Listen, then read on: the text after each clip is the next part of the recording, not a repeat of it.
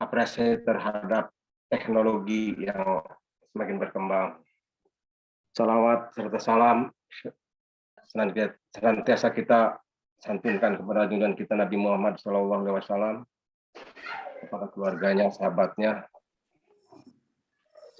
sampai kepada kita semua. Semoga kita semua ini mendapat syafaat di akhir kelaknya.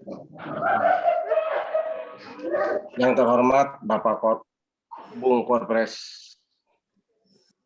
MW Kahmi Papua Barat, Bang Sekum, serta abang-abang senior yang lain yang tidak sebut.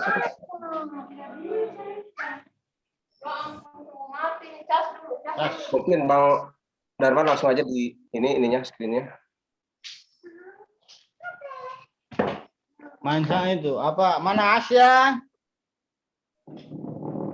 Baik, alhamdulillah pada malam hari ini saya diberi sebuah penghormatan yang luar biasa oleh Kahlu Majid Suraya Papua Barat ini untuk menyampaikan, atau bukan menyampaikan, kita untuk mendiskusikan bagaimana zakat ini bisa dikelola dan bisa diberdayakan untuk mensejahterakan umat.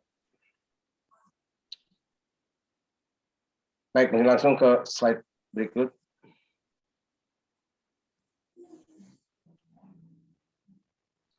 Zakat ini bukanlah sebuah hal yang baru atau hal yang tabu buat kita semua. Zakat ini sudah sejak turun-temurun zaman Rasulullah sampai hari ini. Mungkin dari abang-abang semua sudah pada paham seluruhnya tentang zakat ini. Namun mungkin saya di sini hanya kita sama-sama untuk saling mengingatkan kewajiban kita dalam menunaikan rukun Islam yang ketiga. Zakat dalam suatu pengertiannya adalah harta yang wajib dikeluarkan oleh umat Islam yang diberikan kepada golongan yang sudah ditentukan, yang menerimanya, yaitu fakir miskin dan sebagainya. Saya kira semua sudah pada sekitar.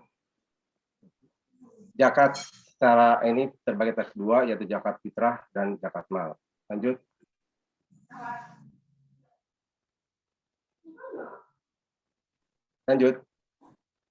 Zakat fitrah yaitu sebuah kewajiban seluruh umat Islam, baik laki-laki, perempuan, besar kecil, merdeka ataupun budak, tua muda, yang harus menunaikan zakat fitrah yang dimulai pada awal bulan Ramadan sampai menjelang Idul Fitri. Maka kalau saya di sini melihat bahwa kalau zakat fitrah adalah sebuah kewajiban yang final, yang kita tidak bisa diatur-atur ulang, yaitu dibayarkan pada awal Ramadan sampai akhir. Kepada yang berhak menerimanya itu harus habis menjelang sholat Idul Fitri.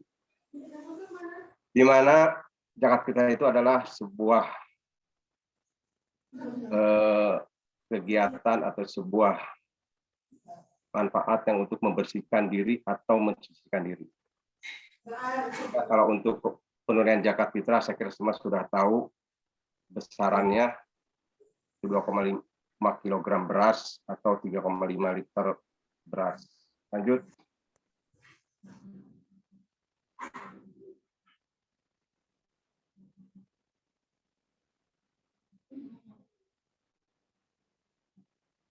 Berikut adalah zakat mal. Mungkin inilah yang perlu kita mendiskusikan, perlu kita memberikan masukan-masukan, terutama kami ini dari Komisioner Basnas Provinsi Papua Barat yang perlu banyak menggali ataupun mendapatkan masukan dari abang-abang yang memang punya kompeten di dalam bidang zakat ini, supaya kita ini jangan salah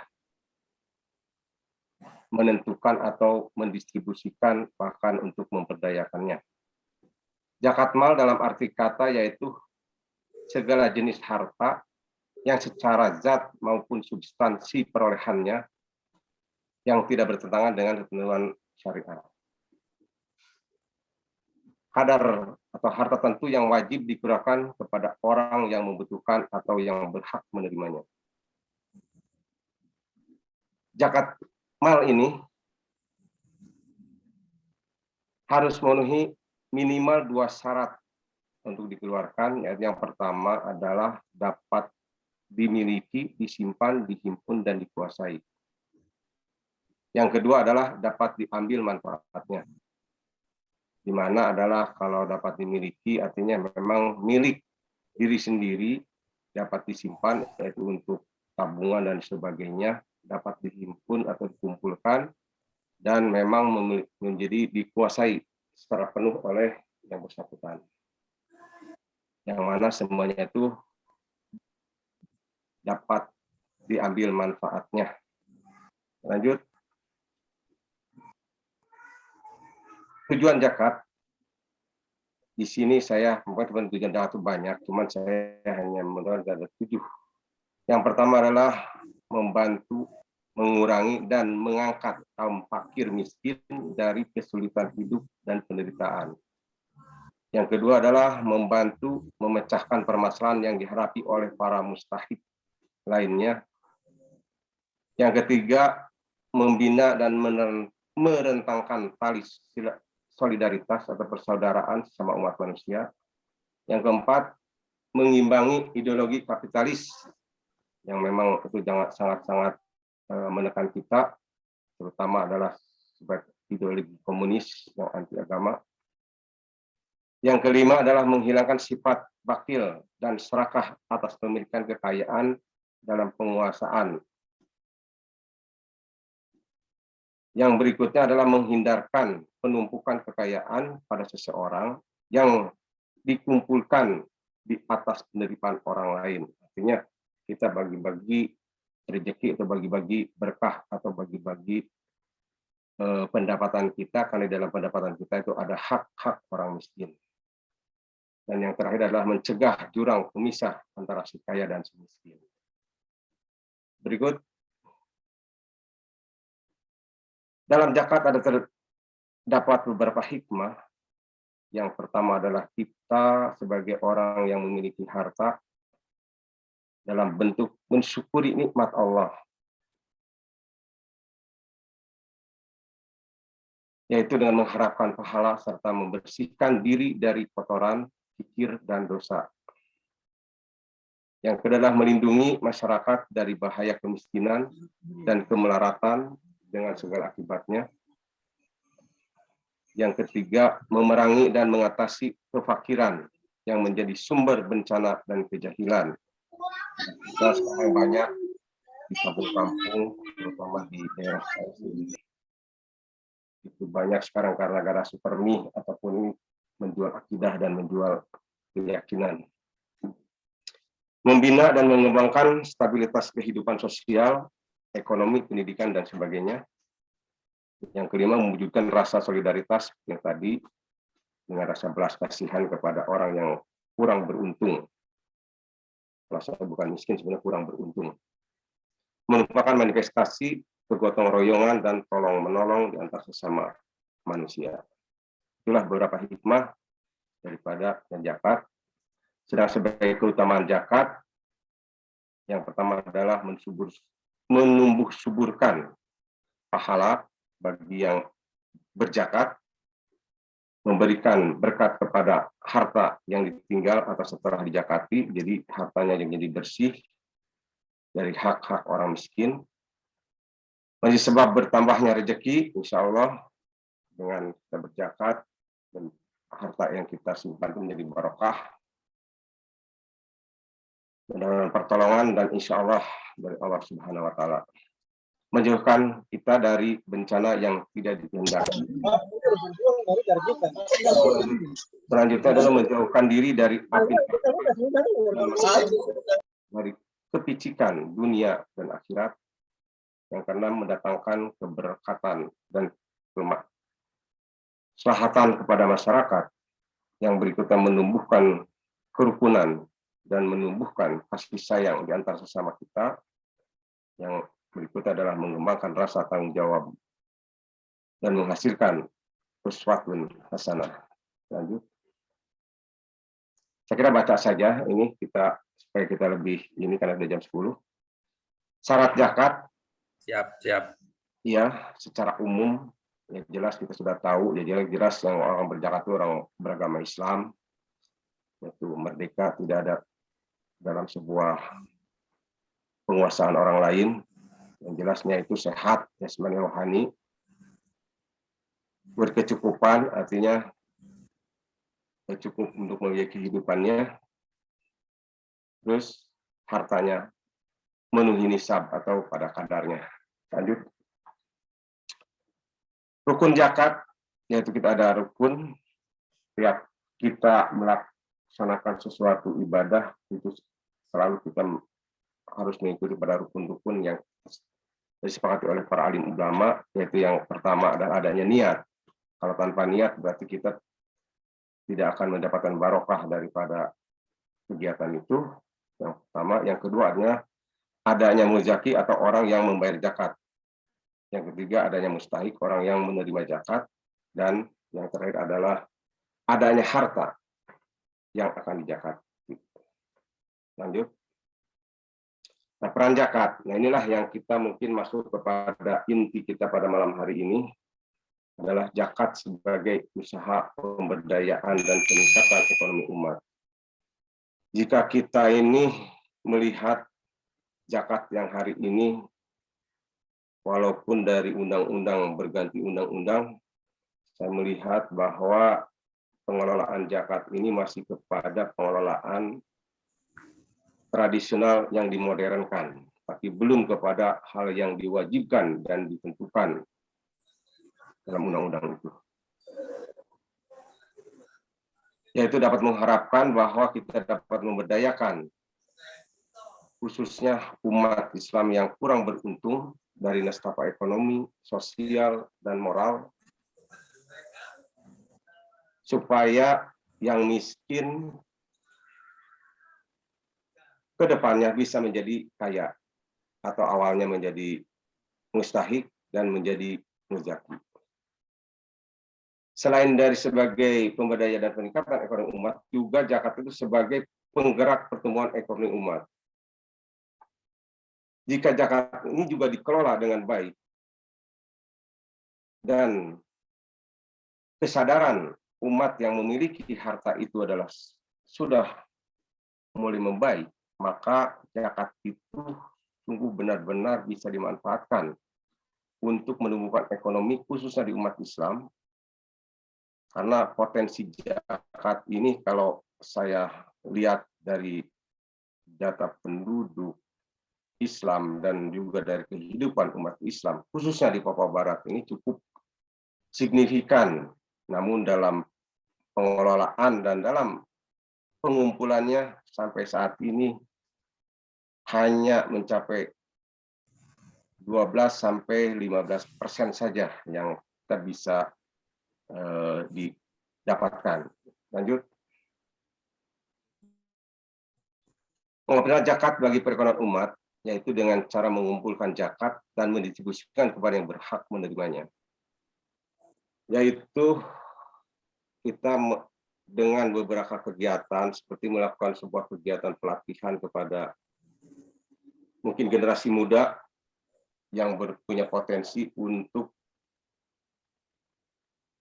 mengembangkan usaha atau untuk mulai berusaha, sehingga kita tidak lagi ketergantungan kepada pencari kerja, tetapi kita bagaimana dari zakat ini bisa menumbuhkan pengusaha-pengusaha baru ataupun kreasi-kreasi baru atau karya-karya baru yang bisa bermanfaat baik bagi keluarganya maupun bagi umat secara keseluruhan. Lanjut. Menurut Din Hafinuddin, tahun 2002 saya kutip dalam sebuah bukunya, yaitu fungsi zakat adalah untuk menolong, membantu, dan membina mereka, terutama fakir miskin, ke arah kehidupan lebih baik dan lebih sejahtera, sehingga mereka dapat memenuhi kebutuhan hidupnya dengan layak. Karena pengertian miskin, saya melihat dari beberapa referensi itu bervariasi. Ada yang katakan miskin itu orang yang punya penghasilan tetapi dia tidak mencukupi kehidupannya. Ada juga yang berpendapat bahwa dengan nominal penghasilan di bawah 3 juta untuk di Papua Barat, ini adalah dikategorikan orang miskin. Padahal banyak juga memang kita kalau lihat dari beberapa keluarga itu dengan penghasilan 3 juta itu ada yang disebut juga sudah menjadi sejahtera. Tapi itulah dari beberapa pendapat itu kita rangkum. Semoga ke depan saya juga sangat mengharapkan bahwa lembaga-lembaga zakat ini bisa menentukan atau memberikan kriteria mana itu fakir dan miskin secara ekonomi ataupun miskin secara ilmu. Karena kadang-kadang kita ini hanya selalu miskin, di kategori miskin di sini adalah miskin dalam harta atau dalam kehidupan. Selain itu juga zakat memiliki kedudukan paling penting dalam ekonomi Islam. Zakat bukan sebuah beban bagi Anda yang mempunyai harta. Zakat sendiri juga telah ditulis dalam Al-Quran, di mana dengan kita berzakat, maka Allah akan menjamin pahala yang berlipat bagi si pemberi zakat. Zakat juga dapat dikembangkan menjadi suatu usaha atau program yang produktif dan bisa menghasilkan keuntungan. Maka dapat membantu pengentasan kemiskinan di Indonesia serta menciptakan kesejahteraan dan keadilan bagi seluruh rakyat Indonesia. Lanjut. Zakat memiliki banyak hikmah. Salah satunya adalah yang tadi yang sudah disebutkan bahwa berkaitan dengan hubungan manusia dengan Tuhannya maupun hubungan sosial ke masyarakat di antara sesama umat manusia. Adapun salah satu hikmah zakat adalah menolong, membantu, membina, dan membangun kaum duafa secara materi untuk memenuhi kebutuhan pokok hidupnya. Itulah mungkin hanya segetas pengertian dan pemahaman tentang zakat. Lalu kita sekarang kepada pengelolaan zakat. Dalam pengelolaan zakat di Basnas Provinsi Papua Barat, kita ada memiliki 5 program unggulan. Ini sebenarnya program ini secara nasional, cuman saya di sini hanya bisa di Papua Barat. Yang pertama adalah program Papua Barat Takwa, di mana program ini kita mengharapkan bahwa dengan dana zakat itu kita dapat memberikan pemahaman atau dakwah atau sosialisasi kepada masyarakat umat Islam secara keseluruhan sehingga memiliki pengetahuan dan juga sarana dan prasarana untuk melaksanakan syariat.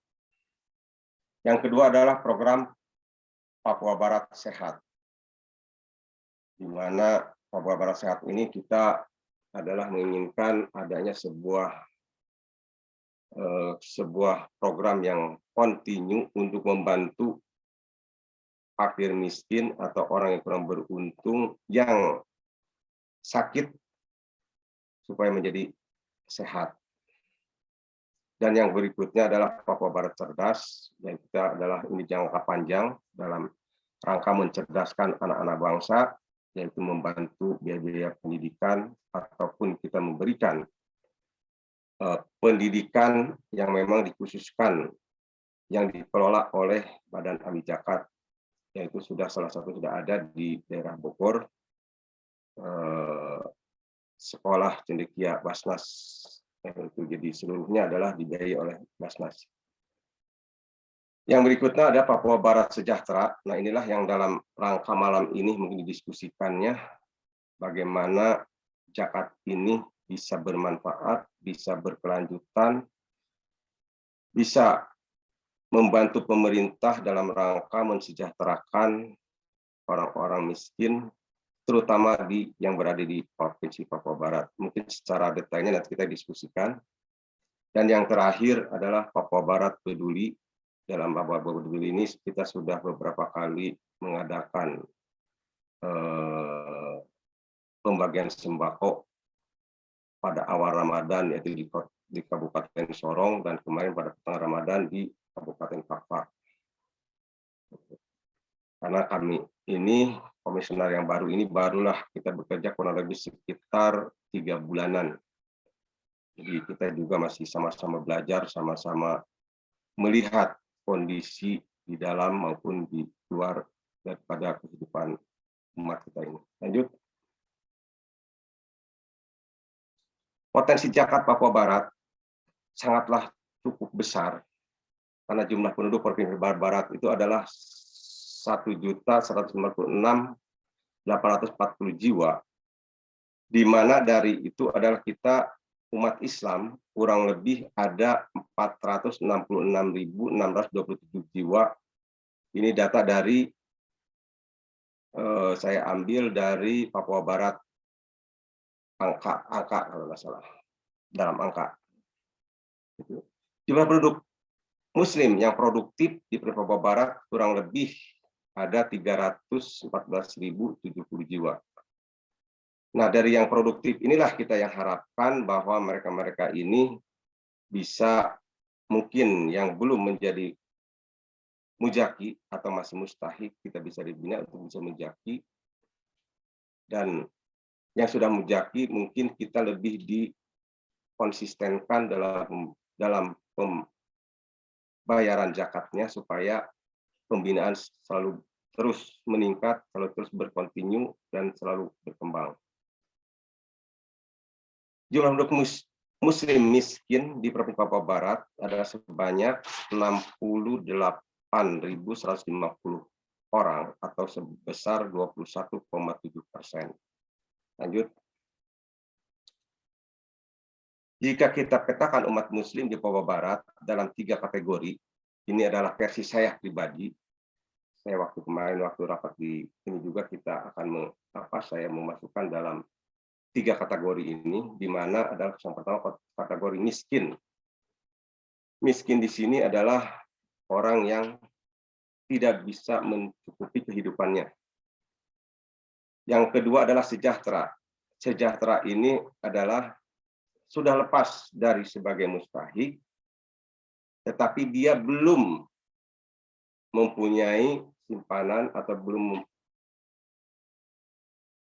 bisa sebagai mujaki atau berzakat, khususnya di dalam zakat mal, karena kita di sini difokuskan pada zakat mal. Kalau zakat fitrah itu kita sudah final, tidak bisa digugat lagi.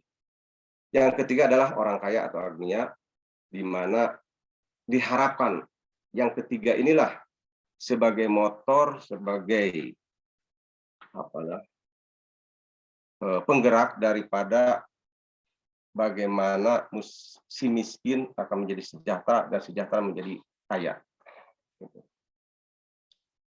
Saya asumsikan di sini penduduk miskin 21,7%, penduduk sejahtera yaitu 65%.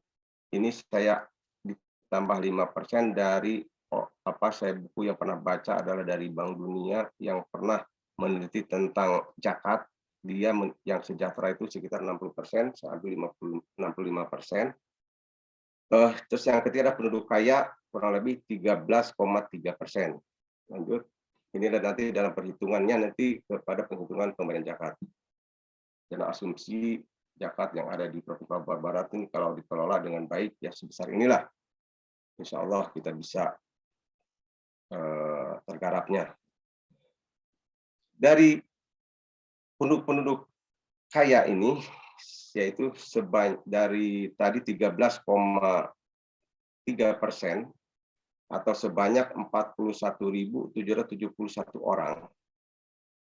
Dengan asumsi harga emas 900.000, walaupun di dalam keputusan Basnas RI itu ada 925.000 rupiah per gram. Saya ambil list 900 dibulatkan, lebih mudah dalam perhitungannya.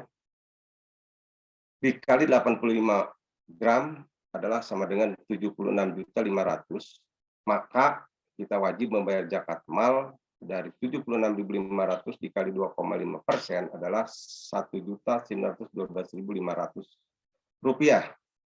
Itulah kalau dari bapak-bapak, dari saudara-saudara, dari abang-abangku, yunda-yundaku memiliki simpanan dalam setahun sebesar Rp76.500.000, maka sudah berhak untuk mengeluarkan zakatnya sebesar Rp1.912.500. Maka jika ini kita dikaitkan dengan tadi penduduk kaya yang diasumsikan tadi 41.071 orang, maka potensi zakat di Papua Barat itu akan diperoleh sebesar 79.887.837.037.500 rupiah. Cukup luar biasa. Cuman ya hari ini Papua Barat ini menurut laporan dari sebelum-sebelumnya kita hanya sampai di 3,9 miliar. Jadi hanya baru berapa persennya saja. Ini hitungannya adalah pada kewajiban terkecil membayar zakatnya.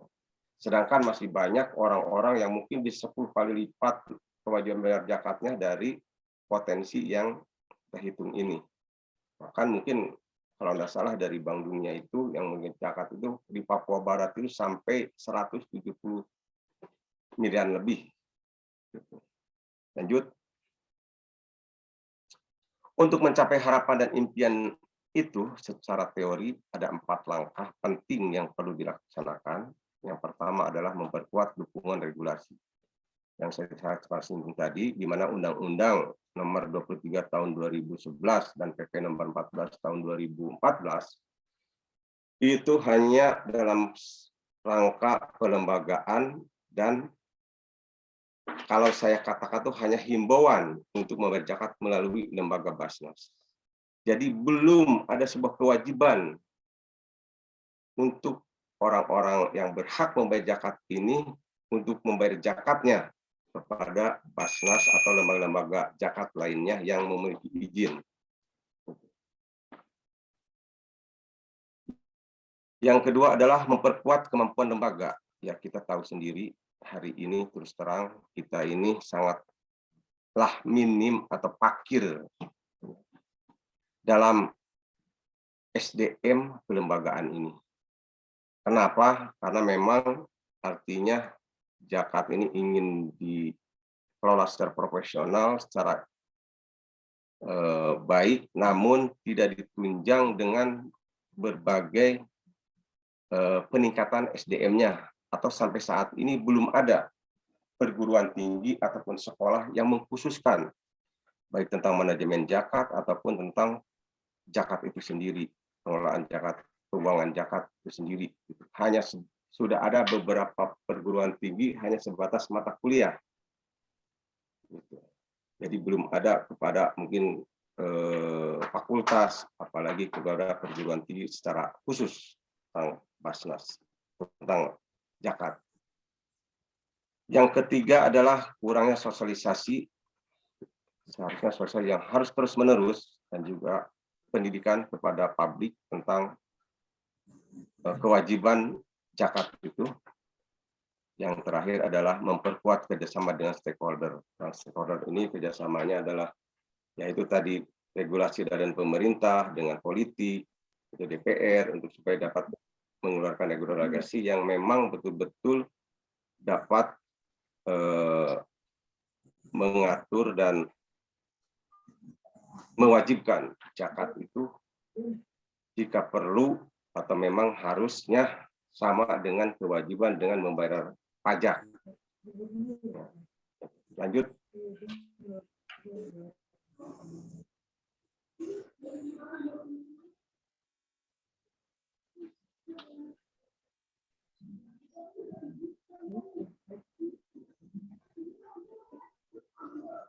Ya, mungkin demikian, mungkin pemaparan ini atau yang kita bisa diskusikan ini. Semoga dari abang-abang, dari yunda-yunda dapat memberikan masukan-masukan yang komprehensif kepada kami di lembaga untuk bisa menerapkan apa yang menjadi kewajiban, apa yang menjadi amanah yang diberikan oleh para muzaki yang bisa ditunaikan atau disalurkan kepada mustahik sesuai dengan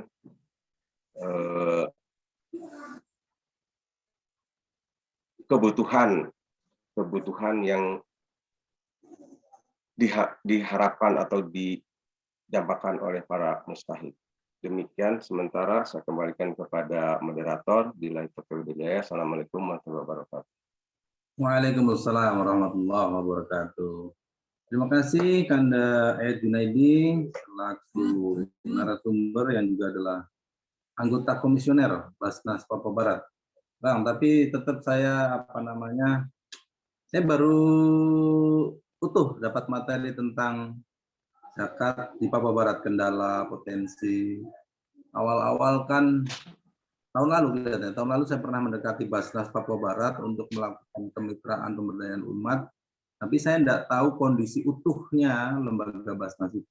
Nah, hari ini, malam ini baru saya paham kondisi Basnas Papua Barat. Dari potensi 79 miliar baru tergali 3 miliar, gitu Bang ya kira-kira Bang ya. Saya kira saya pribadi mengapresiasi lah.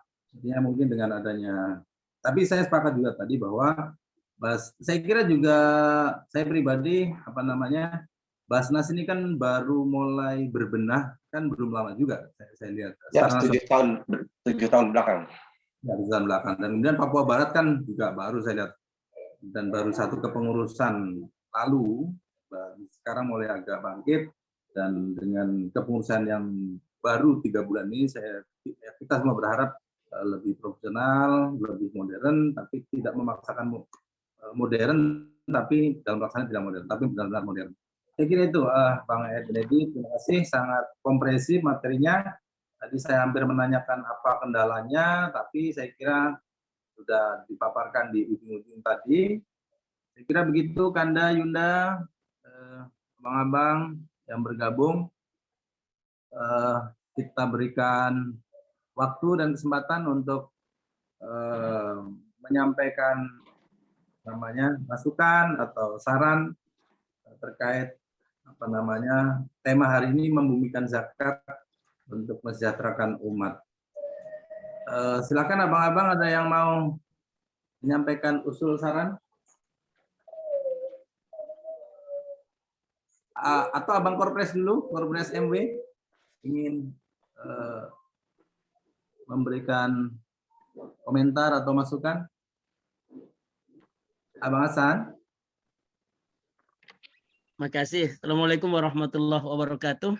Waalaikumsalam warahmatullahi wabarakatuh. Waalaikumsalam warahmatullahi wabarakatuh.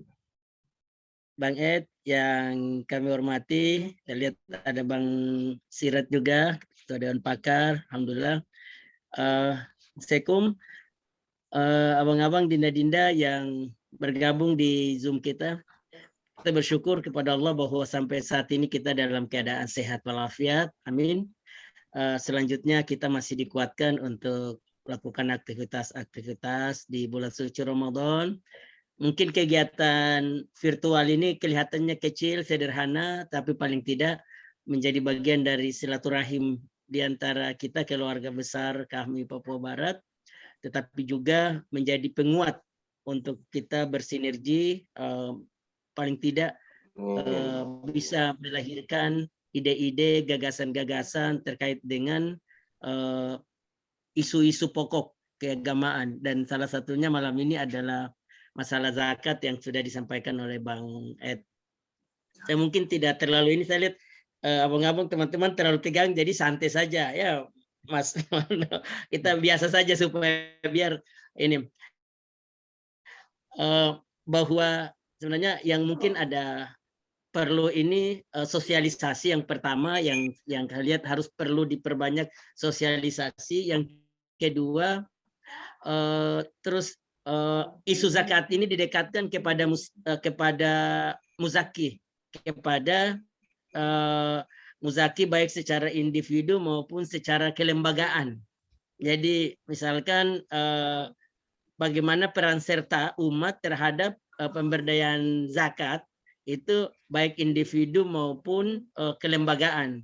Misalkan posisi kita hari ini kami, kira-kira kami mengambil peran di bagian mana? Di posisi Badan Basnas Provinsi. Untuk paling tidak seperti itulah kira-kira Bang Etem.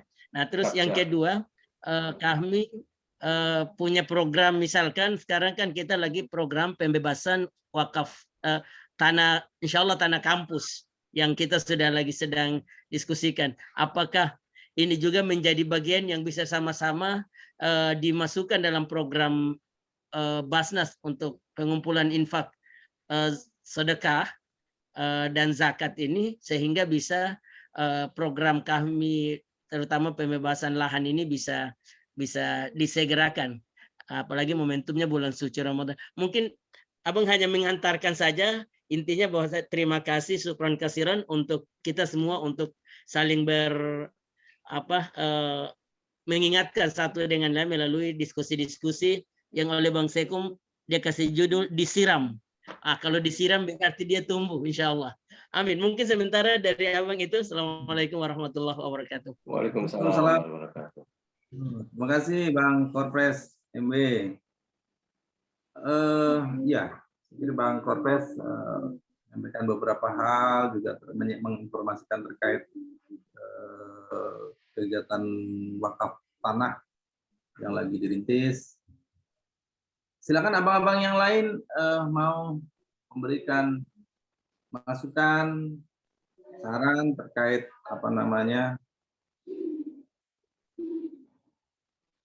penguatan ataupun potensi zakat mal, terutama yang dibahas oleh Bang Ed tadi di Papua Barat. Abang-abang silahkan. Siapa nih? Ada Abang Anhar, ada Abang Sirat, Yunda Irianti.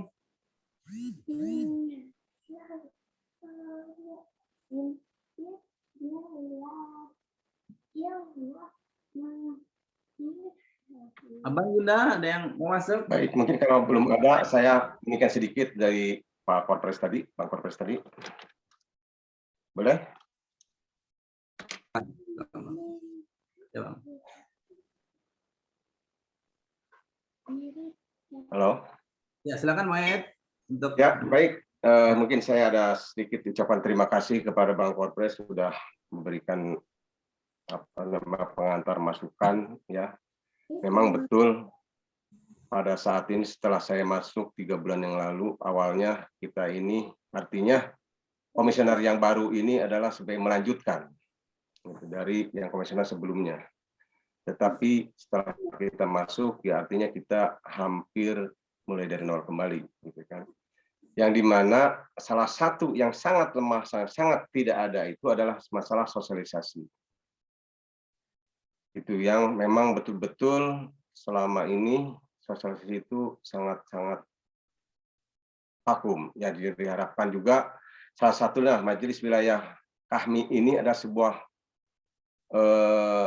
organisasi yang bisa kita bekerja sama atau kita bisa berkolaborasi untuk bersama-sama kita memberikan sosialisasi kepada umat, kepada masyarakat tentang kewajiban zakat ini adalah, kalau saya secara kasarnya atau secara kita ini belakang dari kontraktor. Jadi kontraktor biasanya dengan kontrak-kontrak gitu. Itu. Kalau saya melihat bahwa kita ini umat Islam dari lahir, kita sudah menandatangani 2 kontrak besar. Itu. Yang kontrak pertama adalah tentang rukun iman. Ada 5 pekerjaan di dalamnya. Itu. Dan juga kontrak kedua adalah rukun iman. Ada 6 pekerjaan di dalamnya. Maka inilah mungkin yang perlu kita disosialisasikan kepada masyarakat. Kewajiban setelah kita bersyahadat, kita sholat, adalah kita ada sebuah kewajiban yang berikut adalah zakat yang memang ada ketentuannya. Setelah zakat barulah kita pada bulan ini melaksanakan Ramadan. Gitu. Pernah saya mendengar sebuah ceramah sama dia waktu Zoom, artinya di zaman dahulu, artinya di zaman Rasulullah dan juga para sahabat, ketika mau masuk Ramadan itu mereka sudah mempersiapkan 11 bulan sebelumnya itu adalah untuk segala sesuatu yang berhubungan dengan nantinya puasa itu sudah disiapkan. Salah satunya adalah pembayaran harta-harta yang disimpan dan juga mempersiapkan zakat fitrah yang akan dibayarkan pada saat bulan Ramadan itu. Jadi memang pada zaman itu artinya kesadaran umat itu masih cukup tinggi. Tetapi pada zaman modern sekarang, artinya kadang-kadang hal yang hanya diatur oleh syariah itu kadang-kadang banyak pengabaiannya. Ya saya akui diri sendiri saya saja begitu dulu sebelum kita tahu, artinya banyak mengabaikan hal itu. Tapi insya Allah kita ke depan mudah-mudahan karena banyaknya sosialisasi ini sehingga hal ini ternyata sangat-sangat penting dan sangat wajib bagi umat Islam itu untuk menunaikannya. Gitu. Jadi kontrak pertama itu dari pertama syahadat itu kita selalu setiap hari kalau orang yang melaksanakan sholat itu berarti 9 kali bersyahadat. Baru kita melaksanakan sholat baru kita menunaikan zakat, puasa. Dan apabila punya kemampuan, karena kita di Indonesia sangat jauh, dengan materi yang cukup besar, dengan harus fisik yang memang sungguh fit, ininya untuk melaksanakan ibadah haji, apabila juga waktu yang ditentukan. Terus yang berikutnya, di sini saya melihat bahwa memang pada saat ini saya ingin juga pernah kita juga dibicarakan di lembaga untuk mengoptimalkan para dai-dai dan khotib-khotib di masjid-masjid untuk bisa dalam khotbahnya, khususnya khotbah Jumat itu adalah mungkin dalam berapa kali itu mensosialisasikan atau membahas tentang pentingnya zakat dan manfaatnya zakat. Dan saya sangat malam ini sangat mengharapkan adalah memang lembaga kami inilah juga sebuah organisasi yang bisa untuk sebagai motor atau penggerak sosialisasi tentang perlunya zakat ini. Lanjut berikutnya di sini ada tentang infak wakaf ya pada pembebasan lahan. Kalau kita lihat dari Undang-Undang Nomor 23 tahun 2011 dan PP Nomor 14 tahun 2014, kalau kita runut bahwa yang berhak memungut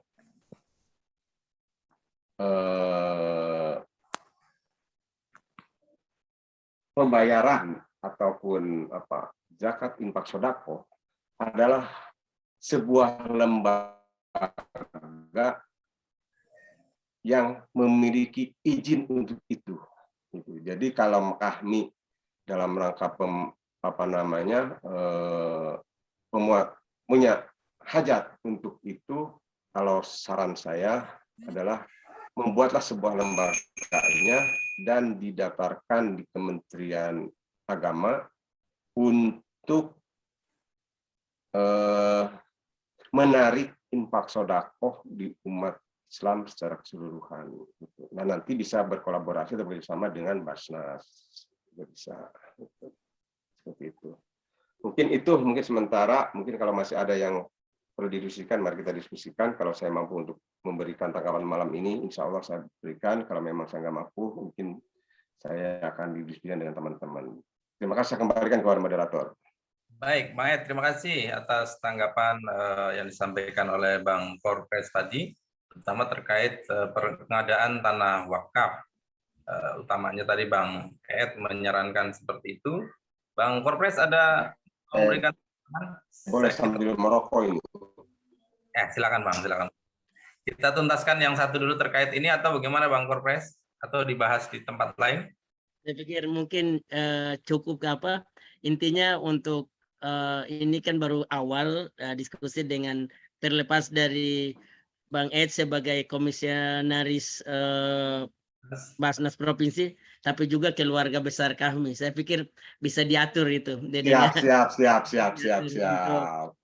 Soal teknisnya insya Allah. Baik. Baik, Bang Korpes. Silakan Bang Anhar. Ingin menanggapi. Bang Anhar di Raja Ampat. Ingin berikan masukan. Baik, terima kasih Kanda. Bang. Assalamualaikum warahmatullahi wabarakatuh. Waalaikumsalam warahmatullahi Waalaikumsalam. Ya, mohon maaf saya baru bergabung tadi jadi apa? Yang saya hormati Kanda Korpres wilayah, Kanda-kanda yang hadir mewakili daerahnya masing-masing. Kalau saya sih pertama mungkin kalau dilihat dari lembaga Basnas ini sendiri, persoalannya ada pada tingkat kepercayaan masyarakat, umat untuk apa? Trust, Pak. Bagaimana menjadikan lembaga Basnas ini sebagai organisasi atau lembaga yang menyalurkan zakat dan yang nanti disalurkan oleh umat muslim. Kalau dilihat dari apa yang tadi sudah dipaparkan itu, mungkin peran Basnas bisa dimainkan dari yang poin terakhir itu bisa mengajak stakeholder, dalam hal ini ada beberapa lembaga-lembaga, untuk lebih intens dalam membangun kerjasama, bisa saja lewat program taruhlah sosialisasi, ataupun bagaimana secara perangkat struktural, taruhlah sampai ke wilayah kabupaten kota, apakah Basnas itu juga ada, ataukah kalau toh ada kiranya perannya seperti apa yang harus ditingkatkan. Karena seyogianya dalam penyaluran zakat ini kan biasanya ya bukan menjadi hal yang tabu lagi, umat muslim pasti akan punya kecenderungan untuk menyerahkan berdasarkan apa yang hari ini dia pahami kan seperti itu. Bahkan secara klasik, kadang saya punya orang tua saja kadang sudah nanti kita serahkan ini ada janda, ada anak yatim yang nanti langsung diserahkan. Nah, sini kan memang menjadi sebuah problem, sebenarnya problem sosial dalam hal pemahaman masyarakat terkait dengan apa fungsi dari setiap peran kelembagaan. Di satu sisi ada peran dari taruhlah pengurus masjid. Jadi di sini juga menjadi hal yang tidak bisa kita juga mau tidak bisa memaksakan kehendak setiap umat yang nantinya mau menyalurkan zakat. Kalau toh kiranya memang ada regulasi, ya pasti hanya sebatas regulasi yang dicanangkan oleh pemerintah. Mungkin yang lebih spesifiknya tadi, bagaimana peran Basnas untuk menggandeng setiap stakeholder. Artinya ada lembaga-lembaga yang paling tidak, taruhlah macam sekarang saya lihat juga ada DMI ya, Dewan Masjid Indonesia. Ini secara struktural kelembagaan juga kan menjadi hal yang cukup banyak begitu. Mungkin itu saja, sekiranya diskusi-diskusi yang nantinya yang digagas oleh majelis wilayah ini menjadi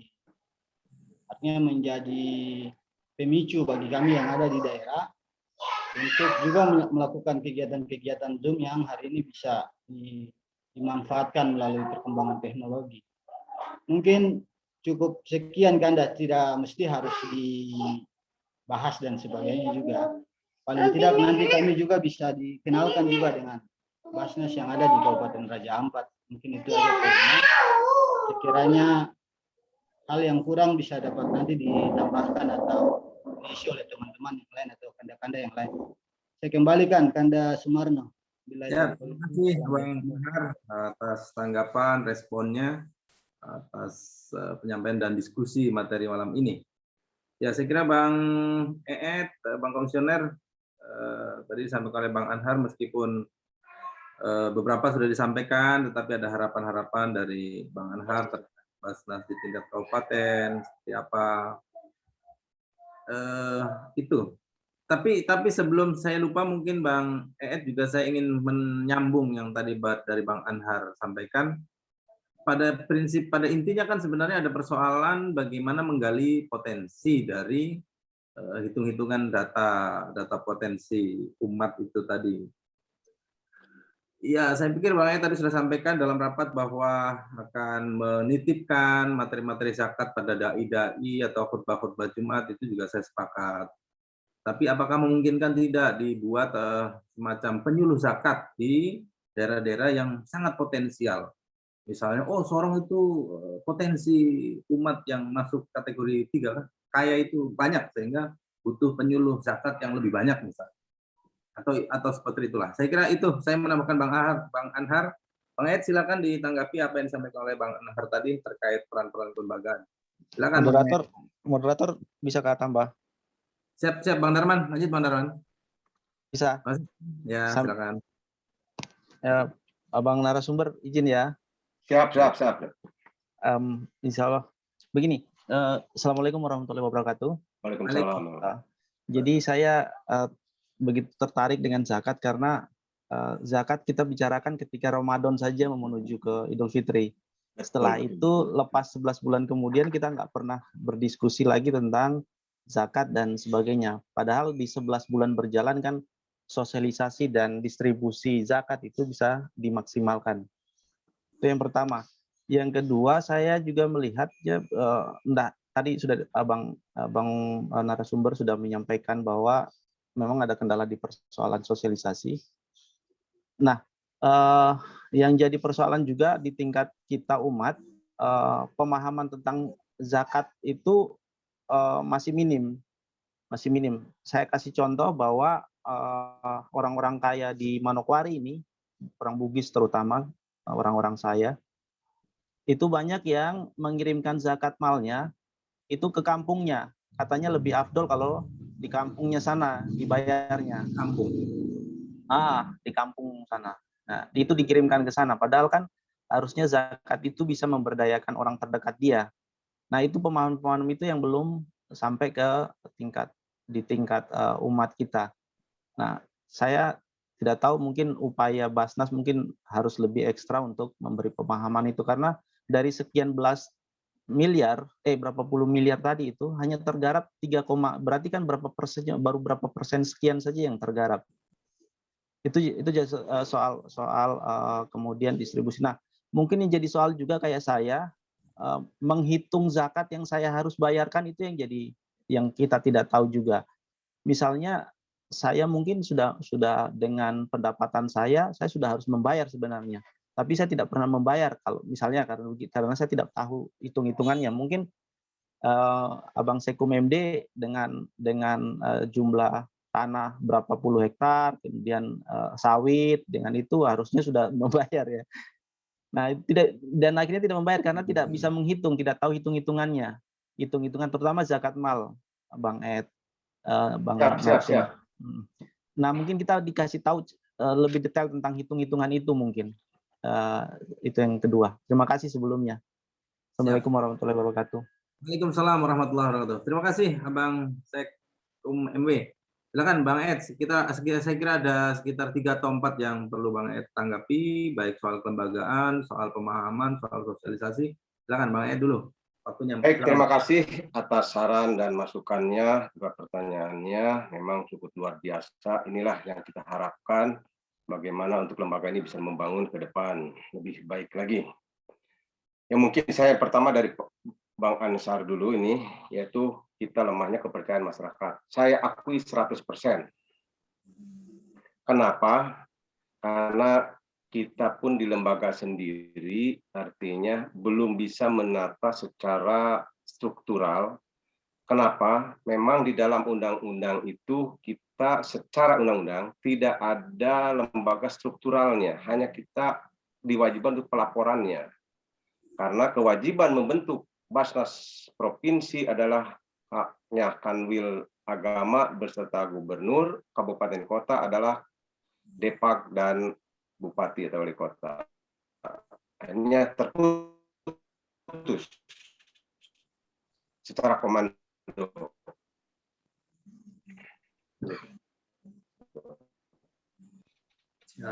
Nah, inilah salah satu karena kita sudah, walaupun dalam undang-undang kita adalah lembaga merupakan sebuah lembaga pemerintah non struktural, ya.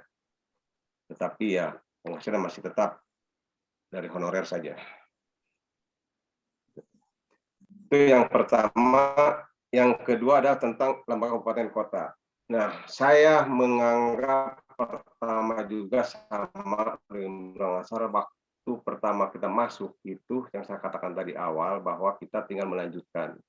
Ternyata setelah kita di dalam, kita melihat kabupaten kota yang sudah terbentuk di Papua Barat ini kurang lebih 10 kabupaten yang berjalan atau yang normal itu hanya 3 kabupaten, yaitu Kabupaten Sorong, Kabupaten Pak, dan Kabupaten Raja Ampat. Itu bagaimana lembaga saja seperti ini mau kepercayaan masyarakat itu tinggi. Maka saya kemarin dalam rapat perdana itu menekankan bahwa walaupun kita secara struktural tidak ada komando atau tidak ada perintah, tetapi secara undang-undang adalah kita ada sebagai lembaga provinsi itu wajib membenahi lembaga-lembaga ada di bawahnya. Gitu. Contohnya salah satunya adalah Manokwari. Dari 5 komisioner hari ini yang aktif hanya 2, 1 pun kurang aktif. Jadi aktifnya hanya 1 saja. Gitu. Jadi bagaimana masyarakat akan percaya kepada lembaga itu, sedangkan lembaganya sendiri seperti itu. Itu kita akui secara pribadi. Kita dalam rangka ke depan setelah Ramadan ini kita akan membenahi lembaga-lembaga itu secara struktural. Terus yang berikutnya adalah kerjasama dengan Dewan Masjid, dan ini kita sebelum Ramadan kita sudah mengadakan rapat bersama. Memang kita selayaknya satu ide atau satu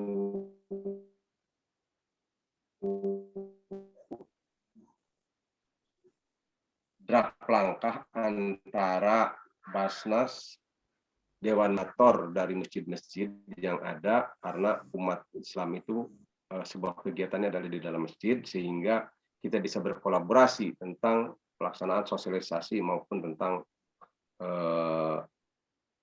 penunaikan zakat dan pendistribusiannya. Lalu lembaga MUI ini adalah sebagai pembuat fatwa di mana ada hal-hal yang belum diatur di dalam peraturan, maka MUI bisa memberikan fatwa hal-hal tersebut. Contohnya seperti dulu adalah kita untuk ekonomi, pemberdayaan ekonomi, dulu kita masih simpang siur dalam pendapatnya, gitu. Artinya MUI memberikan sebuah fatwa bahwa dibolehkan dana zakat itu untuk pemberdayaan ekonomi, untuk modal usaha dan sebagainya. Begitu juga untuk pendidikan.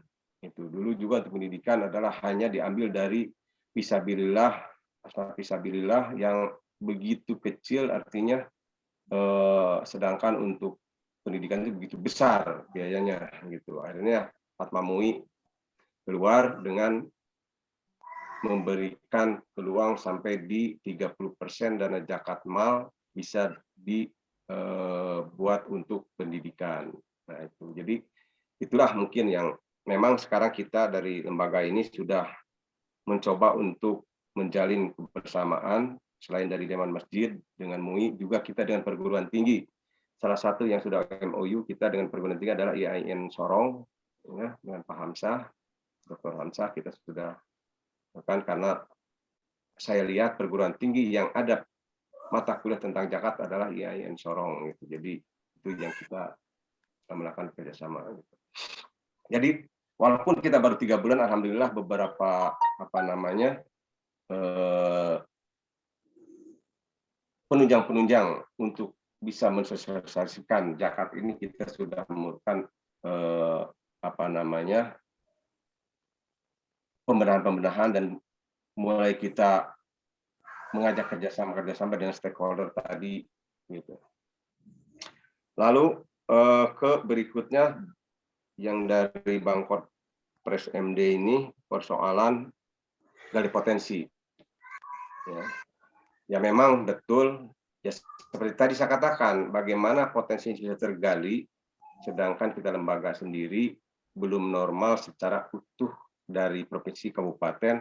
Bahkan kalau kita menurut pada undang-undang adalah sebagai lembaga pemerintah non struktural, artinya punya kesempatan atau punya peluang untuk pembentukan di tingkat distrik sampai di tingkat kelurahan atau desa yang notabene banyak umat Islamnya. Gitu. Jadi dia merupakan badan amil zakat di daerah distrik maupun kabupaten kota. Memang kendala yang hari ini Kemendagri di Sorong dan pengurus Sorong Raya atau lembaga zakat Sorong Raya, Basnas Zakat Sorong Raya, artinya kendala-kendala yang dihadapi ini adalah kendala klasik sebetulnya, di mana adalah takmir masjid. Mohon maaf mungkin tidak semua, tapi sebagian besar. Jadi tidak semua, tapi sebagian besar masih menganut kepada paham turun-temurun.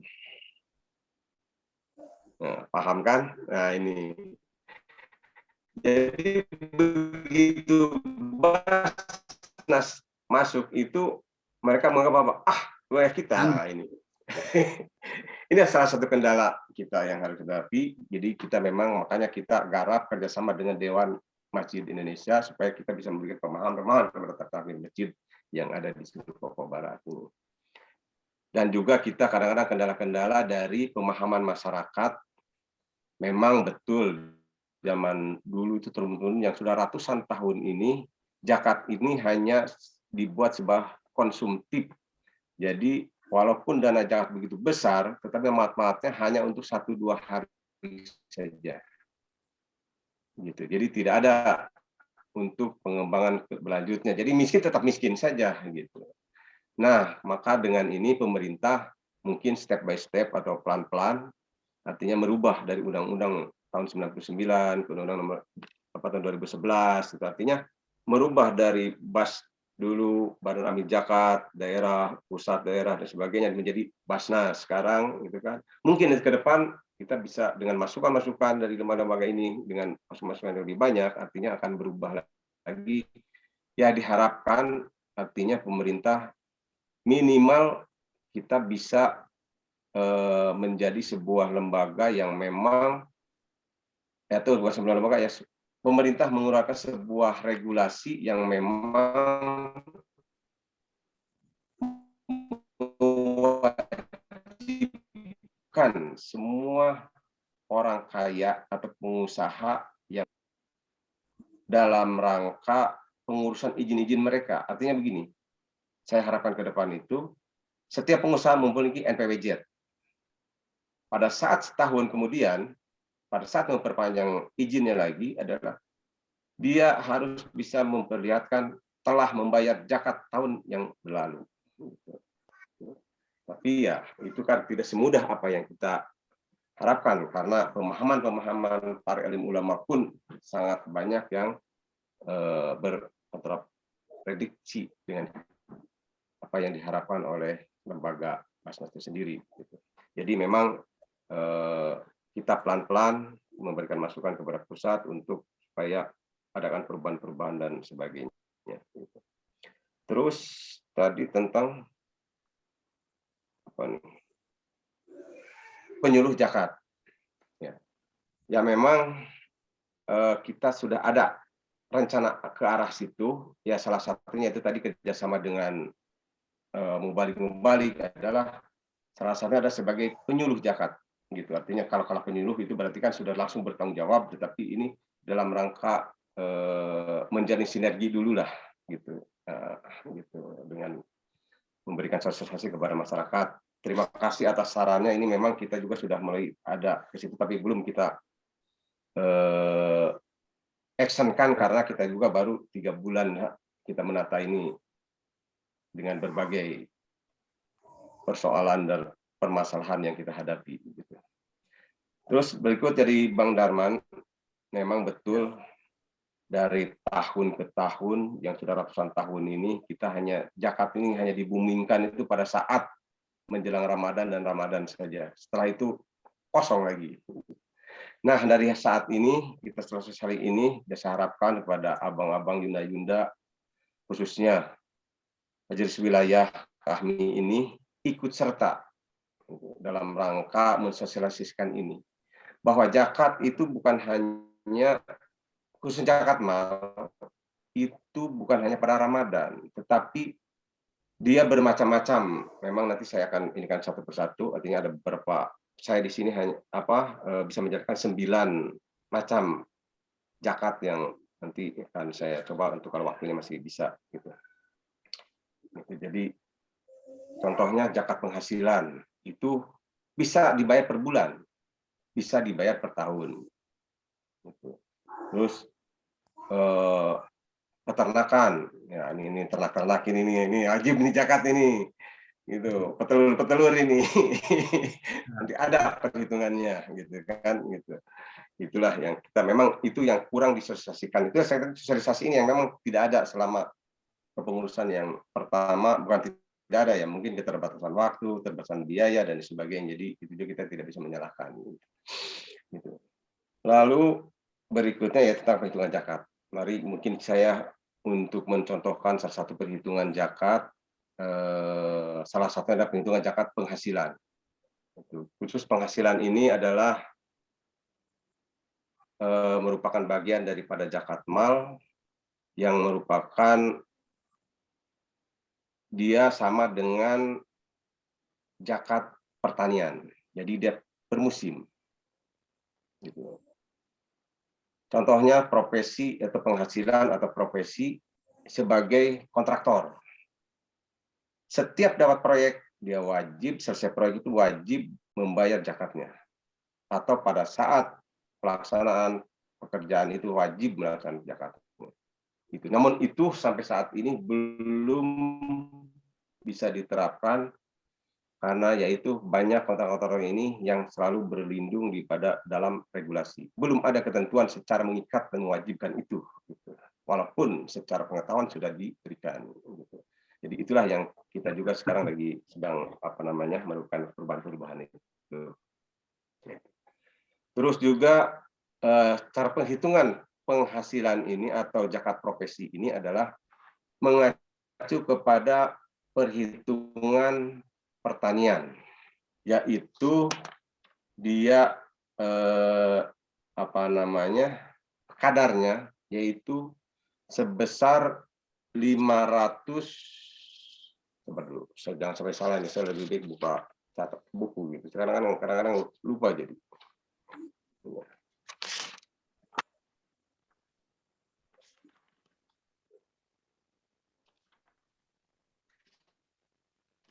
Peternakan sebentar di belakang saja.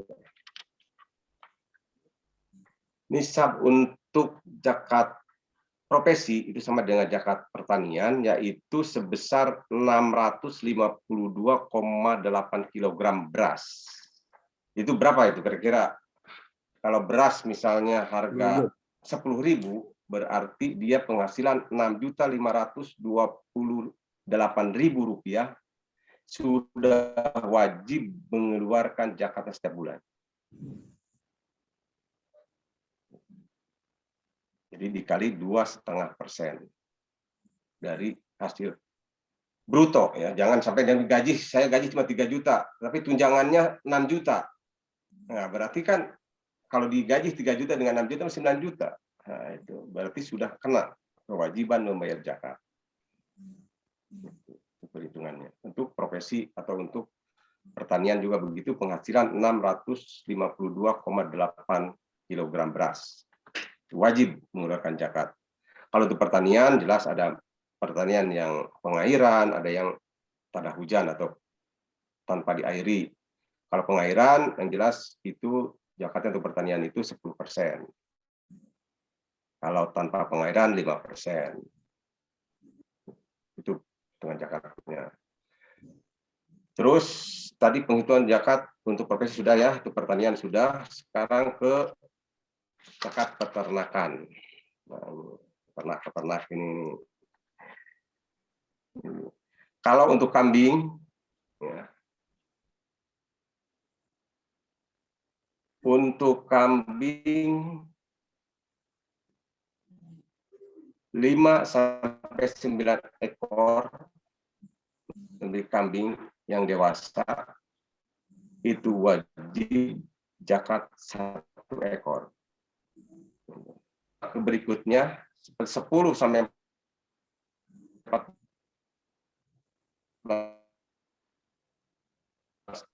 ekor zakatnya wajib mengeluarkan zakatnya 2 ekor kambing, dan selanjutnya 5. Begitu dia sapi, kalau kambing kalau hanya ada punya 4 saja berarti belum wajib zakat. Nah, kalau sapi memiliki lebih dari 29 ekor,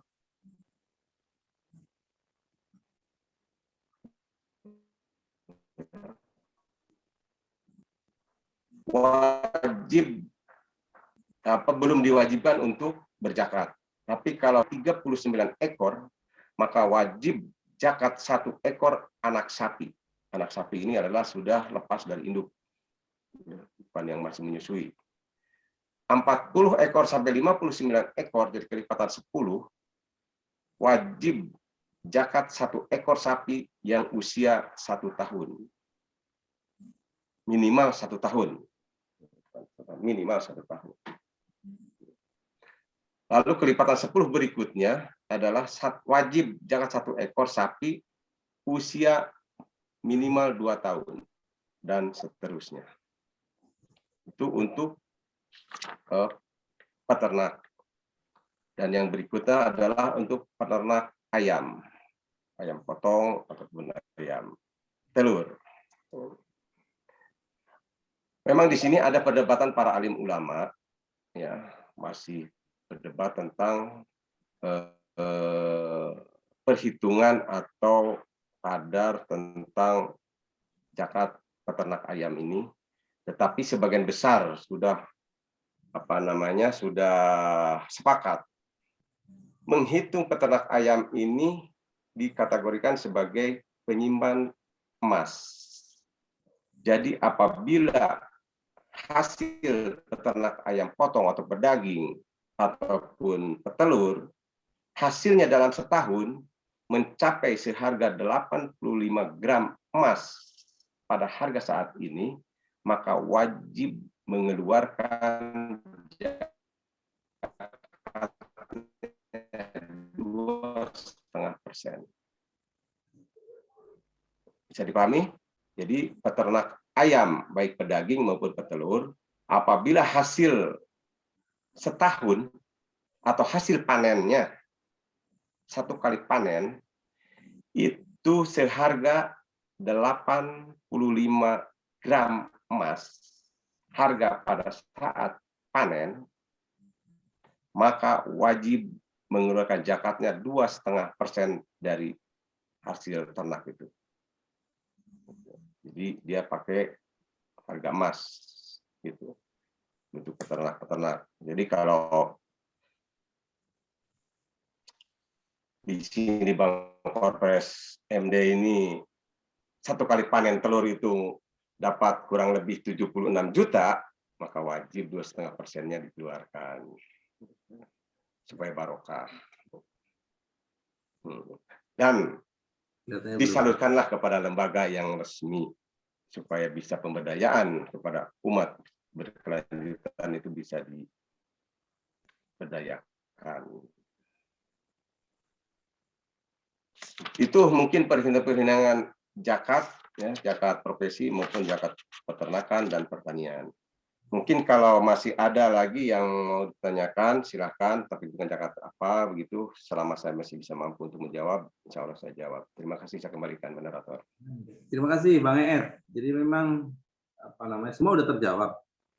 Cuma yang beda kalau yang menjawab itu kiai atau ustadz, mungkin kita akan kemudian akan goyang-goyang kepalanya begitu. Artinya sorry Bang. Bercanda. Artinya apa saya bilang? Artinya saya berikan masukan tadi soal gini kan, Basnas ini kan kayak kita ibaratkan kayak Dispenda itu kan tugasnya hanya menggali potensi. Ini tugasnya juga menyalurkan. Makanya saya kira perlu dibagi 2 departemen gitu. 1 departemen pengumpul, 1 departemen pendistribusi gitu. Dispenda yang lembaga besar itu aja membagi seperti itu, Basnas yang lembaga kecil harus ngurusi dua-duanya, sehingga mungkin kurang maksimal. Baik, saya langsung supaya jangan lupa, saya langsung. Kita ada di dalamnya itu badan pelaksana itu ada 3 departemen atau tiga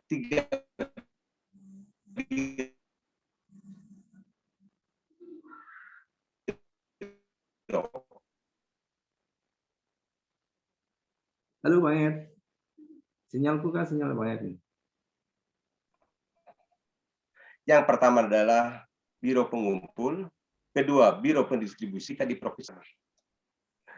Jadi masih dirangkap-rangkap. Jadi pimpinan ini masih merangkap sebagai badan pelaksana karena memang tidak ada orang. Mau nambah orang, ya itulah. Itulah kendala-kendala kita yang kita memang hari ini yang harus kita pecahkan bersama-sama gitu. Bagaimana supaya lembaga ini bisa maksimal bekerja, maksimal melayani umat ini gitu. Oke, silakan Bang Anhar, raise hand. Angkat tangan Bang Anhar mau menambahkan. Baik Kanda, apa izin? Kalau sekiranya Basnas ini menjadi salah satu lembaga yang dibentuk oleh Kementerian Agama dengan struktur pemerintahan, taruhlah di tingkat provinsi, gubernur dengan departemen agamanya di tingkat provinsi, terus bupati wali kota dengan ini. Berarti mungkin untuk mengisi posisi-posisi staf yang nantinya ada pada struktur kelembagaan Basnas itu ya bisa merekrut ya taruhlah mungkin pegawai dari Kementerian Agama yang nanti membantu daripada komisioner. Yang kedua mungkin ini Bang, sepertinya Basnas harus punya roadmap untuk perencanaan kerja dalam rangka memaksimalkan peran Basnas untuk mendapatkan perhatian atau simpati umat, mungkin seperti itu. Taruhlah agenda Basnas yang nantinya menjadi ACC atau persetujuan dari Kemenak dan pemerintah setempat berjenjang, itu taruhlah dari beberapa hal yang bisa, ada sosialisasi terkait dengan potensi-potensi zakat, mulai dari zakat mal, zakat fitrah, atau mungkin hal-hal yang bisa disumbangkan. Terus setelah itu, setelah disosialisasikan dengan melibatkan stakeholder, ada perencanaan program seperti itu yang nantinya bisa disosialisasikan secara berjenjang dan berkelanjutan. Jadi peran-peran kelembagaan ini untuk tadi ada semacam roadmap-nya yang memang sudah bisa dicanangkan. Mungkin 2 poin itu saja Bang yang bisa saya tambahkan terkait dengan melihat sangat mirisnya kelembagaan Basnas ini untuk mendapatkan perhatian umat ini dengan segudang mitos, segudang pemahaman turunan yang pada akhirnya melemahkan kelembagaan Basnas itu sendiri. Terus kalau pemerintah mau mengizinkan lembaga-lembaga zakat lagi yang nantinya pada lembaga-lembaga lain, itu nanti malah memperkecil, artinya memperkecil peran Basnas itu sendiri. Apalagi dengan takmir masjid ini kan ada pasti ego-egosentris. Padahal uang umat ini banyak itu di kas-kas masjid itu, tapi kan seyogianya untuk mau merencanakan pengembangan potensi umat ini kan sangat jauh sekali. Itu Bang, mungkin yang bisa saya tambahkan. Saya kembalikan. Terima kasih Bang Anhar. Ya, saya kira Bang Ed sudah menangkap apa yang dimaksud Bang Anhar tadi terkait penjenjangan kelembagaan, kemudian yang kedua tadi stigma, mitos. Silakan Bang Ed mau menambahkan sebelum saya ingin menambahkan. Baik, terima kasih atas masukannya. Memang benar sekali lembaga Basnas ini adalah lembaga pemerintahan untuk badan pelaksana dan sekretaris itu dari PNS atau seluruhnya badan pelaksana dan administrasinya itu dari PNS. Namun kali-kali kita ini sudah berapa kali ke Kanwil, jangankan untuk mendistribusikan pegawainya ke Basnas, di Kanwil sendiri satu bagian itu yang seharusnya diisi 9 orang hanya ada 3 orang. Begitu juga di Depak. Di Depak untuk Bimas Islam selayaknya ada beberapa orang, kebanyakan Bimas Islam di seluruh Papua Barat ini hanya 2 sampai 3 orang saja. Jadi memang SDM inilah yang memang kekurangan, memang tidak ada. Begitu juga tatkala kita minta ke pemerintah daerah, khusus pegawai yang muslim yang memang paham tentang zakat itu tidak memiliki SDM itu. Di provinsi sendiri di kantor gubernur begitu besarnya, muslimnya itu hanya 9 orang. Bagaimana kita bisa menarik lagi ke Basnas? Jadi itulah kendala-kendala kita. Kita mau merekrut secara pribadi. Ya, namanya juga menyuruh orang kerja harus ada imbalannya. Nah, ini. Saya memang kemarin rencana kita ngambil dari dana zakat. Cuman saya memang kemarin, karena kebetulan dalam SDM adalah bidang saya tantang artinya lembaga ini untuk supaya dapat kepercayaan dari masyarakat, maka zakat itu jangan sekali-sekali diambil untuk intensif pegawai, walaupun di situ haknya ada hak amil, gitu. Iya. Jadi memang haknya amil ada, tetapi saya adalah menginginkan hak amil itu bukan untuk kepada pembiayaan operasional kantor, akan tetapi hak amil itu diberikan kepada si pendistribusi dan si pemungut, gitu. Jadi tatkala memungut mungkin dari UPC itu punya hak 5% untuk pemungut kalau dia bukan pendistribusi.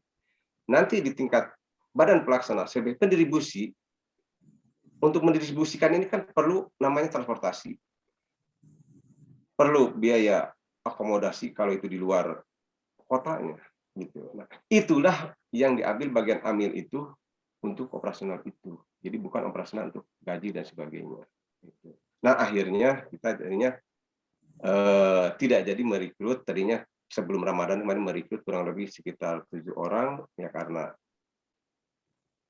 bantuan dari pemerintah daerah sebagai operasional Basnas mengalami penurunan, sehingga kita sekarang lagi pendekatan kembali kepada pemerintah untuk bisa meningkatkan bantuan itu. Itu untuk kelembagaan itu sendiri. Ini sebetulnya internal kita, tapi kita semua supaya kita berdapat masukan-masukan yang banyak, kita juga pusing gitu. Jadi kalau dengan masukan begini kan kita bisa ada pencerahan baru gitu. Nah, terus masalah program atau agenda kerja, kita sudah membuat Renstra, rencana dan strategi kerja, juga telah memberi RKAT, rencana kerja tahunan. Gitu. Dan lagi-lagi itu kan secara undang-undang operasional Basnas dan honorarium Basnas itu adalah dibebankan kepada APBD. Untuk membebankan APBD itu tidak semudah apa yang kita pikirkan. Apalagi kita, mohon maaf, gitu kan, di daerah seperti ini. Jadi memang itu berat sekali. Kita sekarang sedang pendekatan kepada pemerintah supaya kita memiliki kurang lebih 8 program untuk tahun ini. Ya mudah-mudahan pemerintah bisa merealisasi 2 program sih.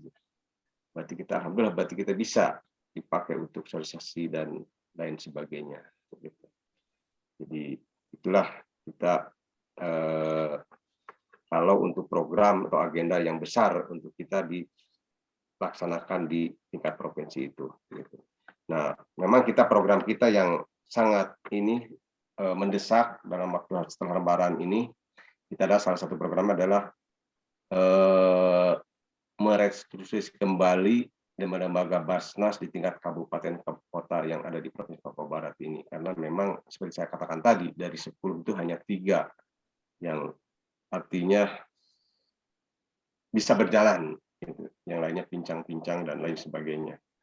Gitu. Jadi ya nanti saya juga sangat harapkan kepada wadah majelis kami ini yang merupakan SDM yang mumpuni, itu yang nantinya bisa mengambil bagian.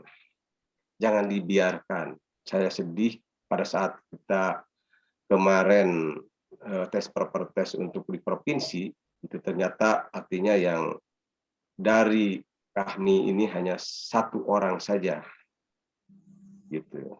Coba kalau ada seperti ini, kita untuk menyelamatkan lembaga ini yang begitu potensi begitu besar. Tapi kalau pemahaman dan SDM yang memang tidak mumpuni atau tidak memiliki SDM yang cukup, maka ya sebatas itulah itu kinerja kita. Gitu.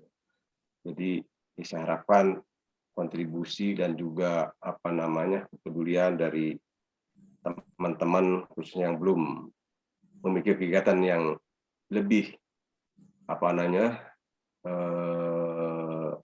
lebih menyita waktu, ya ikut berpartisipasi lah. Benahilah lembaga ini supaya lembaga ini bisa di jalan yang benar. Gitu.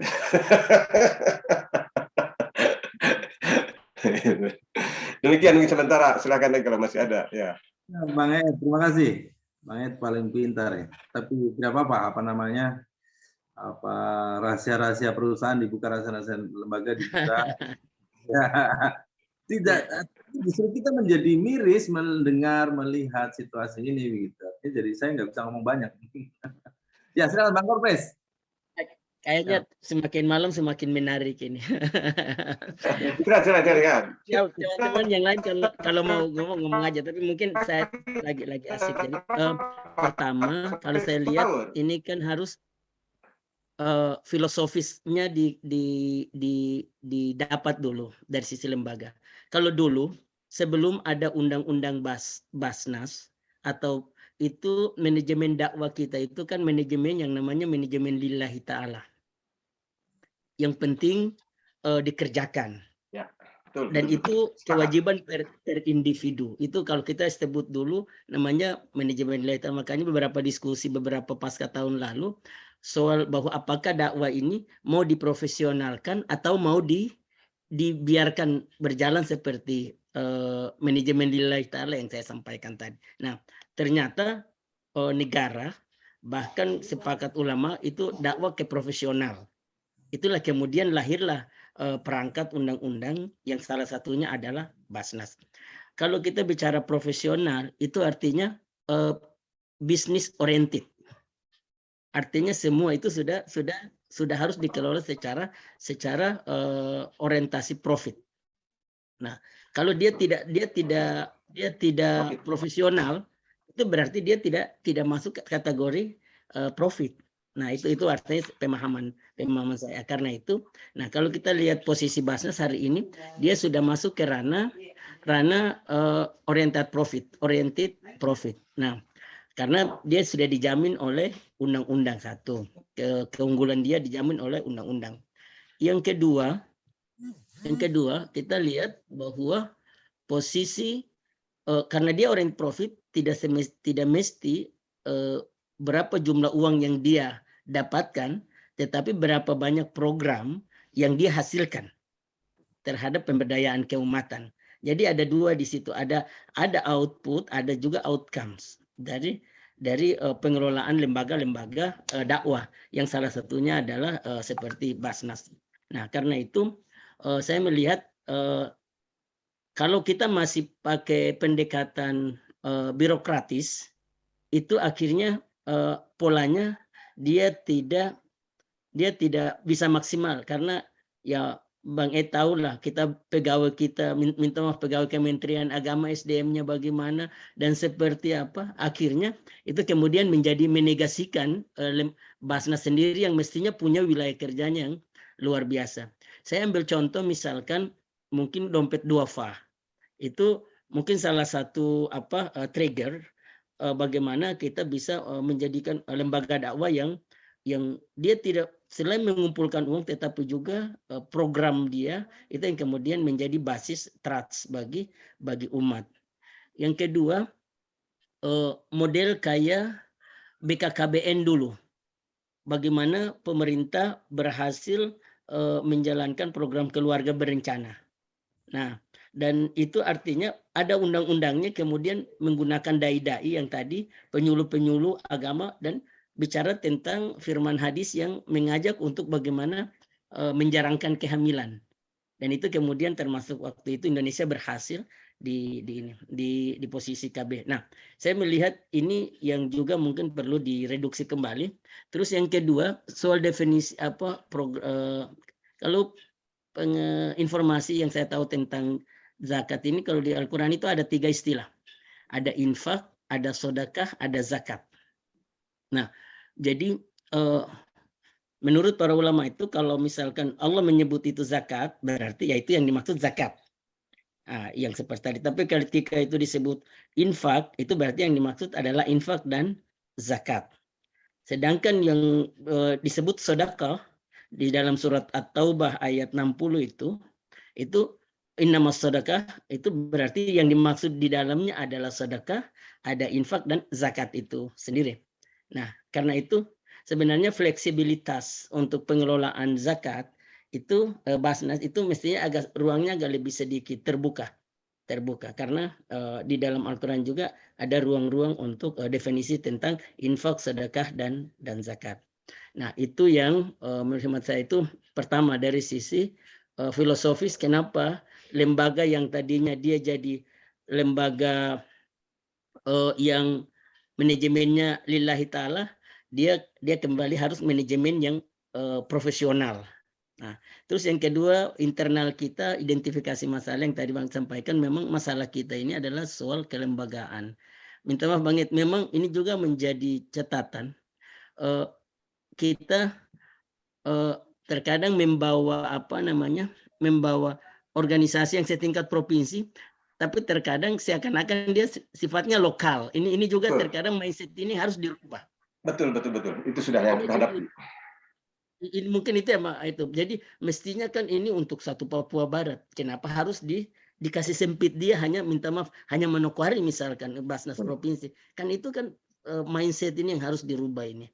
Nah, ini yang mungkin juga menjadi pasti tantangan bagi Bang Ed untuk bagaimana merubah frame bahwa Papua Barat ini besar dan kemudian nanti harus kita masuk ke daerah-daerah kabupaten kota. Nah, dan yang ketiga, mungkin perlu ada program yang sifatnya pemicu atau trigger. Misalkan contoh, kalau kami, dia sekarang misalkan kita untuk mendorong infak sedekah, misalkan kita dorong kampus, berarti harus pembebasan tanah.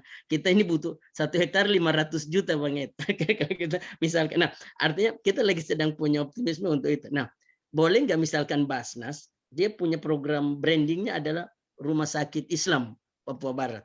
Misalkan taruh di Pasekum Pasekum Manokwari punya daerah di sana, kan daerahnya luas bagus. Nah, boleh nggak? Jadi ketika ada kita punya program rumah sakit Islam di situ, dan kemudian umat ini berbondong-bondong membayar infak sedekah zakatnya ke Basnas provinsi, yang notabene nanti hasilnya adalah sebuah rumah sakit Islam Papua Barat. Nah, mungkin kira-kira ini hanya sharing pendapat. Dan saya pikir banyak teman-teman yang insya Allah bisa menambah itu. Baik, mungkin apa Bang Ed dan juga Bang Sekum?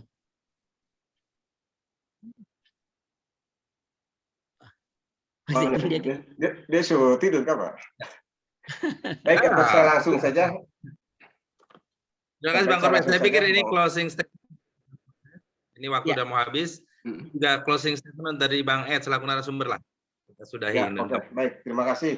Ya, beberapa masukan dari Bang Korbes ini memang sangat luar biasa. Memang benar apa yang sampaikan Bang Korbes ini. Kita sekarang itu harus berorientasi kepada profit, gitu kan. Karena bagaimana profit ini kan bukan hanya profit keuangan, tapi profit sumber daya juga itu adalah profit, gitu kan. Jadi semuanya terus dihitung dengan ada hasil yang kita dapatkan. Jadi saya setuju sekali itu dengan itu. Terus selanjutnya masalah program atau sebut dengan grand trigger atau pemicu program. Pemicu program gitu. Memang kita, karena kita ini baru 3 bulan, kita baru ada dalam sebuah wacana. Tetapi sudah ada dalam sebuah program action hari ini, yaitu di Basnas Kabupaten Sorong. Basnas Kabupaten Sorong sekarang sudah menyiapkan lahan kurang lebih 5.000 meter persegi atau setengah hektar. Itu akan dibangun sebuah masjid, rumah sakit, dan kantor Basnas sendiri gitu. Ini sekarang lagi sosialisasikan karena kemarin tanahnya baru diselesaikan, artinya untuk pembangunannya baru dalam tahap sosialisasi gitu. Jadi insya Allah apa yang menjadi kerinduan dari Bang Korpres ini, kita memang sudah ada rencana untuk di tingkat provinsi pun, cuman kan di provinsi saya ke teman-teman selalu menekankan jangan dulu kepada program yang besar. Kalau saya melihat bahwa kita benahi dulu lembaga secara struktural gitu, karena dengan lembaga baik insya Allah kepercayaan dari umat akan semakin besar. Tetapi kalau lembaga kita masih seperti ini, maka program besar apapun gitu justru kita akan mempersulit diri kita sendiri gitu. Jadi memang kita dalam rangka mungkin tahun ini kita program yang saya pertahankan adalah yang pertama kelembagaan, struktur kelembagaan, yang kedua adalah masalah data, karena kita sampai hari ini belum memiliki data secara komprehensif seluruh kabupaten kota se-Papua Barat ini. Jadi kita mustahik aja kita semua hanya door to door, artinya kita hanya raba-meraba. Kalau istilah kampungnya itu tiba waktu tiba akal gitu. Jadi inilah yang kita sekarang akan benahi dulu. Mungkin yang tingkat ini adalah lembaganya, kedua adalah data. Berapa mustahik, berapa mujaki, berapa yang selepas dari mujaki atau dengan kategori tadi sejahtera itu, sehingga kita bisa dengan data itu dengan mudah untuk memprediksi baik potensi zakat maupun potensi pemberdayaannya. Gitu. Jadi memang dalam waktu dekat ini kita mungkin berfokus kepada 2 program itu, selain dari untuk actionnya dan selain dari sosialisasi yang terus-menerus melibatkan seluruh stakeholder. Memang itu stakeholder yang memang punya satu visi, satu misi, dana zakat yang begitu besar ini bisa untuk disosialisasikan kepada masyarakat, baik kewajiban membayar maupun program-program yang akan kita laksanakan selama pengurusan mungkin 5 tahun ke depan ini gitu. Mungkin sementara itu kira sudah pada ngantuk, ini kelihatan juga ini gitu. Tapi kalau masih ada silakan, kalau saya siap saja sampai pagi pun tidak jadi masalah. Baik, Bang Ed selaku Komisioner Basnas Papua Barat, terima kasih atas penyampaian dan pemaparan terkait kondisi Basnas Papua Barat dan potensi zakat di Papua Barat saat ini. Sudah dapat kode dari Sekum MW, kita cukup sampai 11:30. Bang Adlu, hormat. Abang Ansar, ada Abang Ansar kelihatannya juga ada, Bang Anhar. Terima kasih, saya pikir cukup malam ini ya, Bang Sekum MW. Cukup ya mungkin ya. Sudah lewat jam ini. Saya kira itu beberapa masukan tadi, semoga bisa menjadi masukan untuk Bang Ed. Selamat berbenah di Basnas Papua Barat. Semoga komitmen semangat di awal 3 bulan ini akan terus bertahan sampai masa jabatan 5 tahun, nggak Bang? Iya, 5 tahun. Amin. Insyaallah kami dukung. Ya. Dukung ya. Amin. Ya, mungkin saya sebagai closing saja, saya dalam kesempatan ini saya sangat mengharapkan kepada Kanda Yunda dan juga teman-teman adik-adik semua yang ada di hijau hitam ini, jangan bosan-bosan, jangan merasa malu, jangan merasa sungkan, ada rasa lain lah, gitu. Kalau komisioner ini menyimpang, tegur. Kalau komisioner ini tidak berjalan sesuai dengan aturan-aturan yang ada, silakan untuk memberikan masukan-masukan dan memberikan teguran-teguran. Yang pertama. Yang kedua adalah mengharapkan partisipasi dan kerjasama untuk dalam rangka pembenahan baik secara struktural maupun secara sosialisasi kepada masyarakat, untuk kita tetap bergandengan tangan, untuk terus-menerus mendakwahkan syiar Islam ini ke masyarakat. Amin. Itu. Siap, Baik, Bang Ed. penutup. Terima kasih. Siap. Billahi taufiq wal hidayah. Assalamualaikum warahmatullahi wabarakatuh. Waalaikumsalam warahmatullahi wabarakatuh. Baik, terima kasih. Saya juga closing statement, Bang Ed tadi saya sudah. Saya tambahkan satu saja tadi.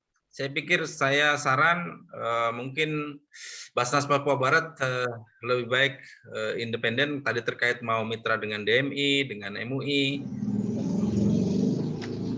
Kedua lembaga itu saat ini kondisinya seperti apa juga, afiliasi apa segala macam. Saya pikir dalam membangun trust, saya kira Basnas cukup sendirilah saya kira. Karena kalau kemudian nanti masyarakat melihat Basnas kemana itu juga akan mengganggu trust ke depan. Itu masukan, tidak perlu ditambahkan. Silakan. Terima kasih. Mohon maaf apabila dalam memoderatori acara malam ini ada kekurangan. Bang Korpres, mohon maaf.